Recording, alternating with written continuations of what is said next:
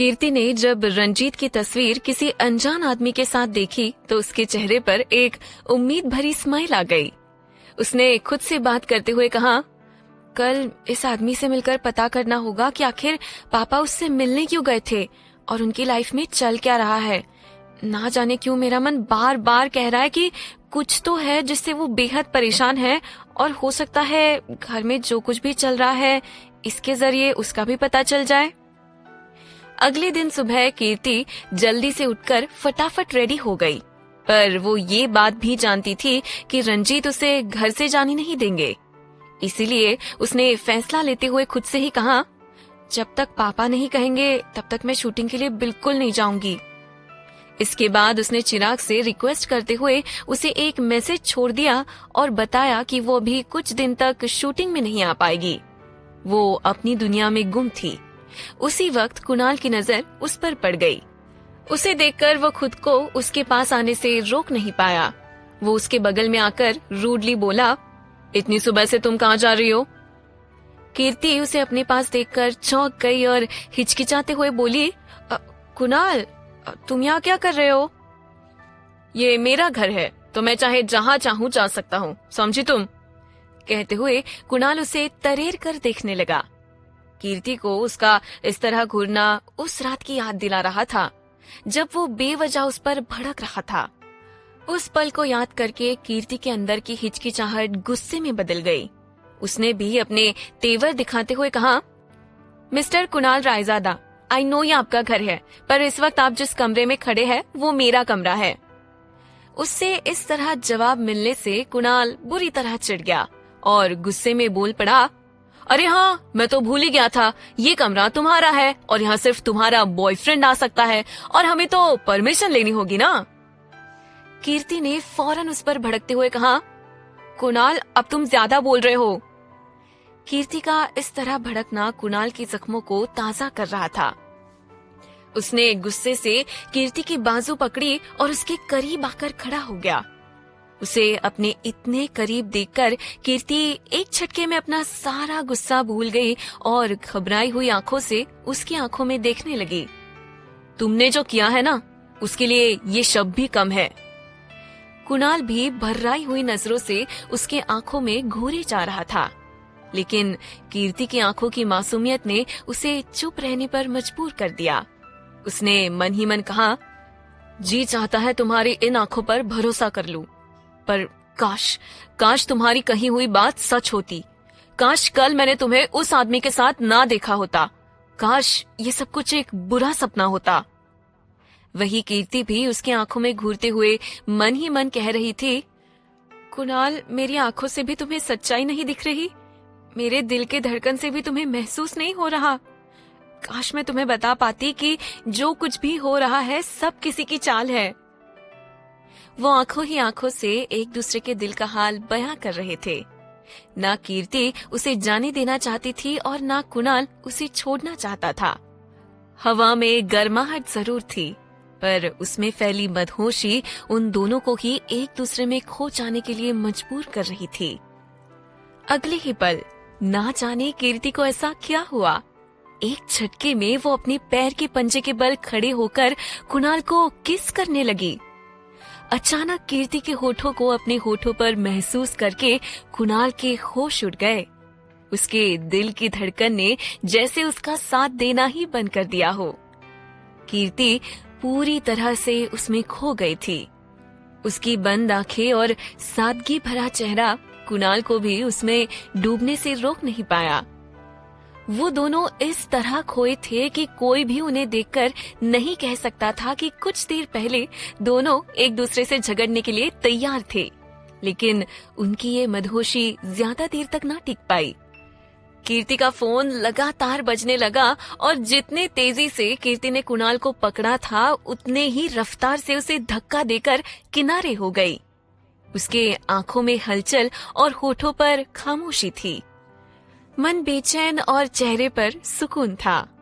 कहने के लिए कीर्ति के पास शब्द ही नहीं थे। कुणाल भी अपने होठों को साफ करते हुए अपनी नजरें इधर उधर दौड़ाने लगा। वो भी नहीं समझ पा रहा था कि अब क्या बोले। उसकी नजरों में अब गुस्से की जगह शर्म झलकने लगी थी। कुणाल ने बड़बड़ाते हुए खुद से कहा, ये मुझे क्या हो गया था? पता नहीं अब ये चंबल की डाकू कौन सा रूप ले ले। कुणाल, यहाँ से चला जा, वरना आज ये तुझे नहीं छोड़ने वाली। ना जाने कैसा किस था ये। कीर्ति भी अपनी नजरें कुणाल से नहीं मिला पा रही थी। उसने भी अपने मन में बड़बड़ाते हुए कहा, ये क्या कांड कर दिया कीर्ति तूने? ये कैसा किस था जो तूने उसे अपने मुंह लगा लिया? ये खड़ूस पहले क्या कम गुस्सा था, पर मैं खुद को रोक क्यों नहीं पाई? खुद में ही कहानियां बुनते हुए कीर्ति की नजर अपने फोन पर गई, जिसमें अब भी चिराग का कॉल आ रहा था। उसने छत से अपना फोन उठाते हुए कुणाल से कहा, मेरा फोन, और फौरन कमरे से बाहर आ गई। कुणाल भी उसके जाते ही बोला, मुझे भी ऑफिस जाना है, और हड़बड़ाते हुए वो भी वहां से निकल गया। कीर्ति कमरे से बाहर आकर एक सुकून की सांस लेते हुए बोली, थैंक गॉड बाल बच गई, वरना ये अकड़ू आज जान से ही मार देता। एक बार फिर उसके पास चिराग का कॉल आया। उसे देखते ही कीर्ति चिढ़कर अपने फोन को सामने लाते हुए बोली, और एक ये जनाब है, हमेशा अच्छे काम में अपनी गलत राख छेड़ देते हैं। उसने कॉल उठाते हुए रूखेपन से कहा, जी बोलिए। चिराग ने उससे मजे लेते हुए कहा, मैडम, हमने आपको डिस्टर्ब तो नहीं किया ना? कीर्ति ने भी बड़े अच्छे से जवाब दिया, जी नहीं, आप परेशान नहीं करते, आप खुद एक परेशानी है। चिराग उसके इस ताने को समझ नहीं पाया, लेकिन कीर्ति ने डायरेक्ट मुद्दे की बात की और फोन रख दिया। वो अब काफी रिलैक्स लग रही थी। उसने कहा, एक अच्छा काम हुआ, कंपनी ने लीव दे दी। अब किसी भी तरह पापा से परमिशन लेना है ताकि वो मुझे कुछ घंटों के लिए बाहर जाने दे। खुद से ही कहते हुए कीर्ति ने एक गहरी सांस ली और अपने दिल को मजबूत किया। उसके बाद वो रंजीत के कमरे की तरफ निकल गई। कुणाल भी रोज की तरह ऑफिस जाने के लिए तैयार हो चुका था, लेकिन वो खुद में ही उलझा हुआ महसूस कर रहा था। उसने आईने में खुद को देखते हुए कहा, कीर्ति के लिए मैं कुछ ज्यादा ही सोच रहा हूँ। वो जो कुछ भी करे वो उसकी लाइफ है, इससे मुझे क्यों तकलीफ हो रही है? ये जानते हुए कि मैं शनाया से प्यार करता हूँ, फिर भी वो मेरे लिए इस घर पर है, इसलिए वो चाहे जिसके भी साथ रहे, मुझे गुस्सा नहीं करना चाहिए। कुणाल के मन से कीर्ति और चिराग की वो तस्वीर हट ही नहीं रही थी। उसने अपने मन को काबू करते हुए कहा, नहीं, हम डिवोर्स लेने वाले हैं, मुझे उसके बारे में इतना नहीं सोचना चाहिए। खुद को संभालते हुए कुणाल ने अपने कोट को ठीक किया और अपने मन को शांत करते हुए बोला, कीर्ति जब तक इस घर में है वो मेरी जिम्मेदारी है, और उसके सपने हमारी वजह से टूटे ये ठीक नहीं होगा। इसके लिए मुझे डैड से बात करनी ही होगी। कहते हुए कुणाल रंजीत के कमरे की तरफ निकल गया।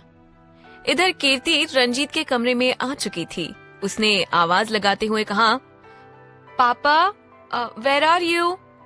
लेकिन कमरे में कोई नहीं था, यहाँ तक कि मीनल भी नजर नहीं आ रही थी।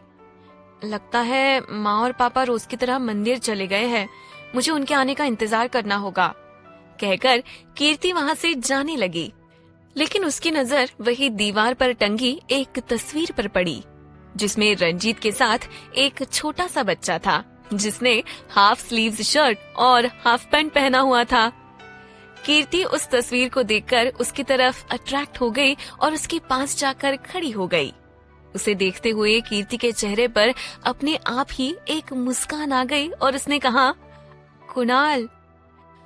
वो उस तस्वीर में जैसे खो सी गई थी और तभी हवा चलने की वजह से उसे खिड़की खुलने की आवाज आई।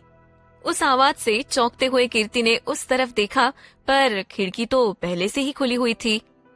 उसने हैरान होते हुए कहा, खिड़की तो खुली हुई है, फिर आवाज कहाँ से आई? इसके बाद कीर्ति ने चारों तरफ देखना शुरू किया तो उसे वहीं पास में रखी लकड़ी की अलमारी खुली हुई दिखी। उसे देखकर कीर्ति ने अपने सर पर एक हाथ मारा और खुद की बेवकूफी पर मुस्कुराते हुए बोली, ओह, तो यहाँ से आवाज आई थी और मुझे लगा कि। खुद पर ही झुंझलाते हुए कीर्ति उस अलमारी को बंद करने पहुंच गई। वो अलमारी के डोर को बंद भी नहीं कर पाई थी कि अचानक उसके ऊपर से एक फाइल नीचे गिरी। कीर्ति उसे देखकर चौंक गई। उस फाइल में सदियों पुराना धूल जमा हुआ था। कीर्ति उस फाइल को देखकर गंभीर हो गई। उसने उसे उठाया और उसे साफ करते हुए बोली, ये तो बहुत पुरानी फाइल लगती है। लगता है पापा की कोई पुरानी फाइल है। लेकिन ऐसा क्या है इसमें जिसे पापा ने अब तक इसे अपने पास रखा है? कीर्ति उसे खोलकर देखने लगी, जिसमें कई सारे न्यूज़पेपर के कटिंग्स रखे हुए थे। कीर्ति बड़े ही ध्यान से एक एक कर उन्हें देखे जा रही थी, लेकिन अगला पन्ना पलटने से पहले उसे किसी के चलने की आवाज सुनाई दी जो उस कमरे की तरफ आ रहा था। कीर्ति ने एक झलक उस फाइल में लगी तस्वीर की तरफ देखा और फौरन उसे बंद करके वहीं रख दिया और भागते हुए कमरे से बाहर आ गई। लेकिन अचानक उसके पैर वहीं दरवाजे पर रुक गए। उसने शक भरी निगाहों से उस फाइल की तरफ पलटकर देखा और खुद को समझाते हुए बोली, नहीं, वो मेरे पापा कैसे हो सकते हैं? कुणाल के पापा और मेरे पापा एक साथ? नहीं, उस तस्वीर में कुणाल के पापा के साथ कोई और होगा। मैंने ही जल्दबाजी में कुछ और समझ लिया। खुद में ही बड़बड़ाते हुए कीर्ति कमरे से बाहर निकल गई। लेकिन क्या उसने सच में रंजीत को अपने पापा सुशांत अग्रवाल के साथ देखा था? क्या वाकई में उस तस्वीर में वो दोनों साथ में थे? एक फिल्म का डायलॉग है, कहते हैं अगर किसी चीज को दिल से चाहो तो सारी कायनात उसे तुमसे मिलाने की कोशिश में लग जाती है। अब देखना ये है कि कीर्ति जिस चीज के लिए आगे बढ़ी है, क्या वो उसे पूरा कर पाती है? वो कमरे से निकलकर अपने कमरे की तरफ जाने लगी, लेकिन कुणाल की नजर उस पर पड़ गई। कीर्ति डैड के कमरे में क्या कर रही थी? गहराई से सोचते हुए कुणाल अपनी डैड के कमरे की तरफ बढ़ गया। उसे वहां कोई नजर नहीं आया तो उसने खुद से ही कहा, लगता है कीर्ति भी डैड से बात करने के लिए आई थी, पर जब डैड उसे नहीं मिले होंगे तो वो वापस चली गई होगी। कुणाल और कीर्ति काफी वक्त तक रंजीत और मीनल के आने का इंतजार करते रहे, जिससे कुणाल कीर्ति के शूटिंग के लिए बात कर सके और कीर्ति उस सच का पता लगाने के लिए बाहर जाने के लिए बात कर सके। 2 घंटे बीत चुके थे, पर ना रंजीत घर आए और ना कुणाल का कॉल अटेंड किया। कुणाल ने अपनी घड़ी में टाइम देखा और अपनी जगह से खड़े होते हुए बोला, मुझे निकलना होगा वरना मीटिंग के लिए लेट हो जाऊंगा। कीर्ति भी इंतजार करते हुए थक चुकी थी। उसने भी घड़ी में टाइम देखा और खुद को मजबूत करते हुए बोली, मुझे जाना ही होगा। पापा, आई एम सो सॉरी, आपके मना करने के बावजूद मुझे ये सब करना पड़ रहा है, लेकिन जिस दिन प्रॉब्लम का सलूशन मिल जाएगा, आई होप आप मुझे खुद ब खुद माफ कर देंगे। खुद में डिसीजन लेकर कीर्ति और कुणाल दोनों ही घर से निकल गए। कुणाल अपने गाड़ी के पास पहुंचा, उसके पीछे कीर्ति भी अपने कार के पास गई। वो दोनों ही कुछ फासले पर एक दूसरे के सामने थे, लेकिन कीर्ति से पहले कुणाल की नजर उस पर पड़ गई। कीर्ति इतनी जल्दबाजी में थी कि उसने कुणाल पर ध्यान ही नहीं दिया। उसने ड्राइवर से गाड़ी की चाबी ली और चुपचाप गाड़ी में बैठकर निकल गई। कुणाल को ये बात अजीब लगी। ड्राइवर के होते हुए भी कीर्ति अकेले क्यों गई? उसने उसके ड्राइवर को पास बुलाकर पूछा, मैडम तुम्हें साथ लेकर क्यों नहीं गई? ड्राइवर ने सर झुकाकर कहा, सर वो मैडम को कुछ जरूरी काम था, इसलिए वो खुद ही ड्राइव करना चाहती थी। कुणाल ने उस ड्राइवर की तरफ घूरते हुए कहा, और कुछ कहा नहीं?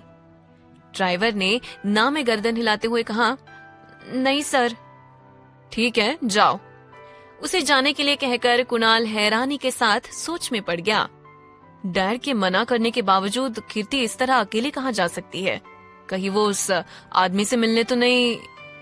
ये ख्याल आते ही कुणाल ने अपने बॉडीगार्ड्स को घर पर रुकने का इशारा किया और अकेले ही अपनी गाड़ी स्पीड करते हुए कीर्ति के पीछे निकल गया।